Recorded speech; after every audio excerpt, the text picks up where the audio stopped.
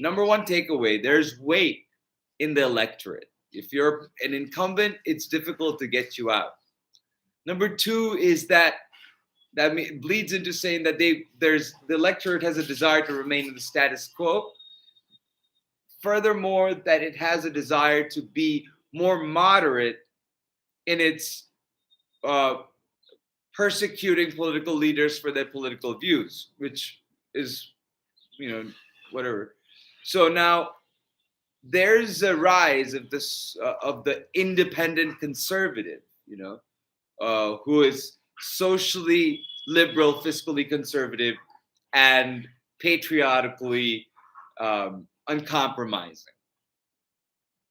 Politics is very personal for an American voter.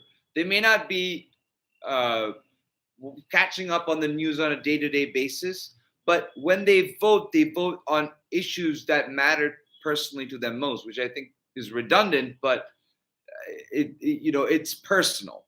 It's not just economy stupid. It's far more complicated than that. We have moved on from this, which I think is a respite, which is a good thing, that we are moving on from understanding that money has the influence that we feared that it would have on politics, because there is a ceiling.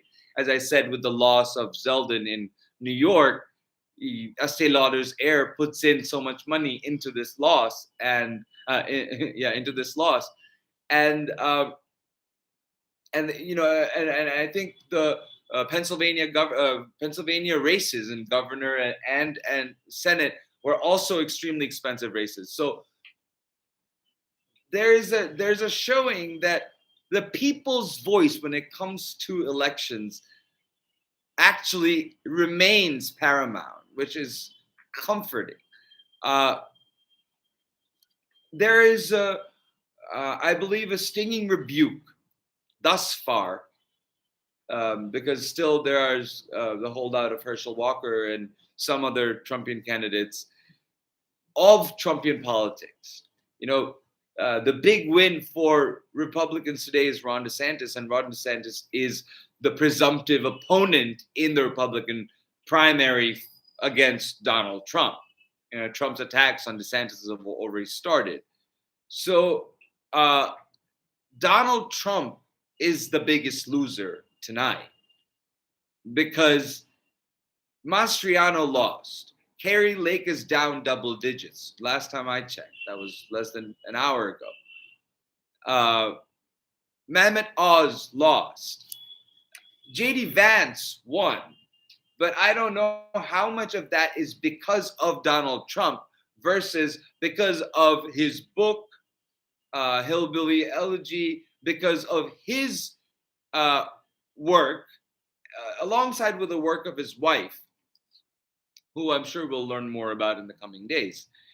Tim Ryan was a strong regional candidate for a district, but again, goes to the analysis that I pointed out before, that every single time that I have seen major, visible candidates this election cycle that have lost, starting from Florida Christ to Demings to Abrams to Beto O'Rourke to Tim Ryan, they have all lost. They're all great candidates, but they're all repeat candidates. That's something that they have in common. I don't know if their politics are the same or not, but they are all repeat candidates. We have now, and then you have the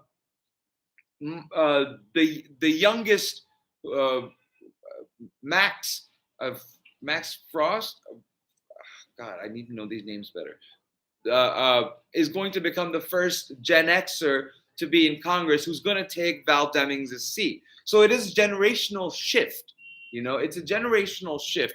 And I think Alabama, was it Alabama that's going to send its first woman to Senate, who is, I believe, a hard conservative, maybe even joining with the Trumpian politics. But I don't know how much that influence was of Donald Trump's either. So it's a mixed bag race, and we don't have the answer to who has either of the chambers yet. But it is definitely, from the Republican standpoint, a major disappointment. From a Democratic standpoint, it's still a nail biter, because if Boebert loses, that's a net gain. If Herschel loses, that's holding a seat, which boosts John Fetterman's net gain that we had, because that seat was held by a Republican. So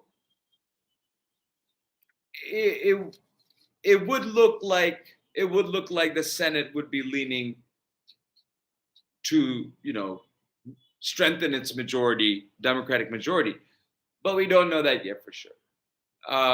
In the House, the Boebert loss would be a net gain, and then there are some other races, but that we will talk about when we hear about it. So, ta-ta.